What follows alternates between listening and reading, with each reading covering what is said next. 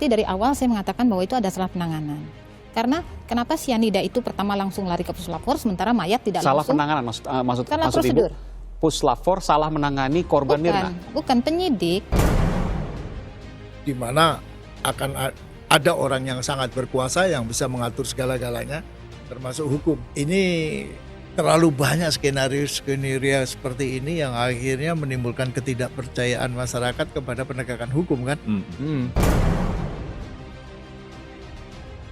Kejanggalan dari gelagat ayah Mirna dan Krisnamurti dikuliti oleh dokter forensik Ferial Basbet. Ayah Mirna bersama penyidik yang menangani kematian Mirna yaitu Krisnamurti melakukan kesalahan fatal saat awal menuduh Jessica sebagai pelaku pembunuhan. Kesalahan fatal yang dilakukan oleh Krisnamurti dan ayah Mirna ini seharusnya bisa menjadi strategi dari tim kuasa hukum untuk membebaskan Jessica Wongso. Kalau tadi bahasa Pak Edi bilang ada korosi. Ada korosi di bagian lambungnya sehingga bisa disimpulkan kalau itu adalah bagian dari hasil racun yang masuk ke dalam lambungnya dan kemudian sudah selesai, tidak perlu otopsi yang lain. Gini ya kalau menurut saya ya, ini kan dalam pembuktian pidana dari hulu ke hilir itu harus sama. Nah dalam prosesnya hulu ke hilir itu ada chain of custody. Chain of custody itu bagaimana penyelamatan barang bukti itu. Nah misalnya seperti dari awal saya mengatakan bahwa itu ada salah penanganan. Karena kenapa sianida itu pertama langsung lari ke puslapor sementara mayat tidak salah langsung. Penanganan maksud prosedur. Ibu, puslapor salah menangani korban Mirna. Bukan penyidik. Penyidik itu jadi error itu banyak faktor ya. Yang mana Bu? Dalam hal ini yang mana? Dalam hal ini mungkin dokter dan kepolisian. Gimana Bu? Dan penyidik. Kemudian kenapa tidak langsung mengatakan bahwa ini harus diotopsi dan apa akibatnya kalau tidak dilakukan otopsi? Otopsi keseluruhan dalam bahasa ini ya, bukan hanya sebagian. Otopsi itu yang dianggap ya otopsi keseluruhan untuk tindak pidana. Dari kepala sampai? Ya, tidak bisa otopsi semuanya. parsial seperti itu. Karena memang. Ya. Boleh saya potong? Silakan Pak Edi. Waktu di Abdi Waluyo saya ceritain nih. Ini dokter nih si Didit ini smart sama temennya, dia nanya, Pak Edi ini gimana ceritanya nih bisa begini? Oh dia lagi ngopi bertiga tuh, ngopi bertiga. Ini apaan nih, semua kenal nggak? Temen. Oh temen. Kok bisa ada kayak aneh-aneh ya, dia bilang gitu. Apaan aneh-aneh dok? Aduh rumah sakit kecil Pak Edi, saya takut tersenggol. Pokoknya saya bisikin Pak Edi aja dah. Racun gitu. Tuh lihatnya bibir itu. Saya makanya nggak mau pegang-pegang lebih lanjut. Saya takut kesenggol. Oh ya udah deh, kalau gitu udah saya buru-buru. Saya bawa dulu ke rumah sakit Darmais.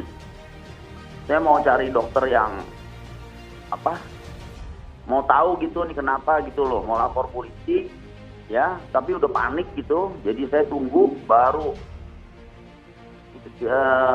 habis di formalin. Itu udah 2 hari Bu Basbet, jangan salah. Iya betul. Nah setelah itu baru datang Pak Krisna sama itu, dia dengar saya ada kejadian seperti ini. Nah dia langsung turun tuh. Sana saya pikir saya udah pasrah dah sama Allah gimana ya. Tapi saya pikir yang zolim ini pasti kan nanti dikutuk sama Allah lah gitu loh. Saya nggak tahu itu, saya pikir begitu. Nggak tahu dibunuh ya anak. Yakin sana lihat di TV itu baru saya bergerak. Wah kurang ajar nih anak sendirian gitu Bu. Iya. Maksudnya. Silakan Bu Basbet. Penanganan salah bagaimana orang memang 2 hari sudah diformalin. Kita berikan kesempatan ke Bu Basbet, Pak Edi. Silakan Bu Basbet. Begini Pak Edi, pada waktu formalin ke rumah sakit Darmais, Pak Edi dikawal penyidik. Oh, Kirino sampai ke Kramat Jati. Ada penyidik? Penyidik ada, Pak Krisnamurti langsung yang kawal. Enggak apa-apa. Kemudian penyidik bertemu dengan dokter yang mengembalming almarhum Mirna. Yang melakukan formalin. Bu. Gimana? Jadi kan udah 2 hari di embalming dulu. Iya, pada waktu awal sebelum di embalming, apakah Pak Edi atau kepolisian, penyidik bertemu dengan dokter yang melakukan embalming? Enggak kayaknya ya. Pernah ketemu apa nggak tahu saya. Itu malam udah panik tuh, udah kacau semua. Yang penting udah embalming, terus polisi Tanah Abang juga ada di situ. Datang melapor gitu. Dia tanya ini, tanya ono, sudah ambil darahnya, udah nggak bisa, ditarik-tarik jarum, tutukin kemana-mana nggak bisa. Akhirnya ya itu mungkin darah diambil waktu di black itu, tapi bisa dapat apa nggak tahu deh. Menurut Ferial, proses pengambilan sampel dari jenazah Mirna sudah menyalahi prosedur dan seharusnya tidak sah jika dipakai sebagai bahan pembuktian di persidangan. Anehnya lagi, mengapa ayah Mirna dan Krisnamurti hanya mencurigai Jessica sejak awal, bukan malah pemilik atau pegawai Cafe Olivier? Padahal yang membuat kopi Vietnam tersebut adalah pegawai kafe. Jessica pun sebenarnya sama sekali tidak menunjukkan gelagat sebagai pembunuh, karena tidak mungkin seorang yang niat meracuni justru dilakukan di tempat terbuka yang bisa banyak meninggalkan barang bukti.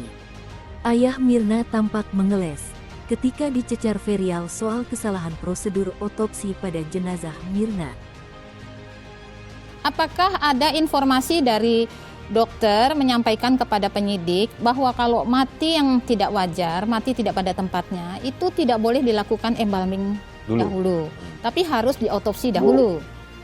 Saya kan udah bilang, waktu itu saya nggak nyangka dan udah ikhlas.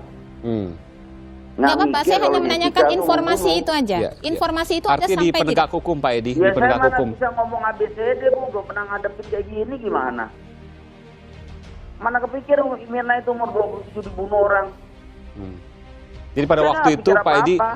ya Pak Edi pada waktu itu ya sudah diikhlaskan saja, mau hendak dikuburkan pada waktu itu dan tidak tidak dilakukan proses hukum gitu Pak ya? Karena saya bilang sama ibunya nggak mungkin ya anak diracun sama temennya gitu loh. Mana mungkin sih, ini mungkin dari kopi, saya serang tuh kopi. Iya. Dan kemudian Terus Pak Kopi Krisnamurti datang minta untuk diotopsi karena ada dugaan di mana ada kejanggalan di situ. Barulah kemudian otopsi dilakukan. Krisnamurti itu datang nanya saya, anak lu mati wajar apa enggak? Itu bukan salah Pak Krisna, Pak Krisna benar. Iya, Bu Basber. Saya bilang nggak wajar, orang sehat baru habis meeting seharian. Oke, apakah ada informasi dari penyidik juga memberikan menerangkan kepada Bapak otopsi itu seperti apa? Ada Bu, tadi sudah Saya disampaikan. juga nggak tahu, kali Bu saya sekolah Iya, betul. di Jerman. Bu Basber, saya ingin tanya, 8 tahun, ya Bu. saya ingin tanya, sebentar Pak Edi, saya ingin tanya Bu, kalau seandainya sudah di formalin terlebih dahulu, apakah tidak bisa dilakukan otopsi keseluruhan? Bisa, masalahnya embalming itu sedikit banyak akan Mengganggu. menghilangkan banyak barang bukti. Oke. Seperti itu. Oleh karena itu, ditemukanlah barang bukti di bagian lambungnya dan itu positif adalah sianida yang berasal dari minuman yang diminum oleh Mirna. Nah, Kan bisa Mas, disimpulkan saya seperti itu. potong nih, Bu. Pak Eman. Silakan Pak Edi. Itu kan sedikit. Saya udah bawa ke Jerman tuh, dia punya cairan itu, Iya. sama ke Singapura. Cairan Tahu nggak dia lambung orang ya, Pak? bilang apa? Iya.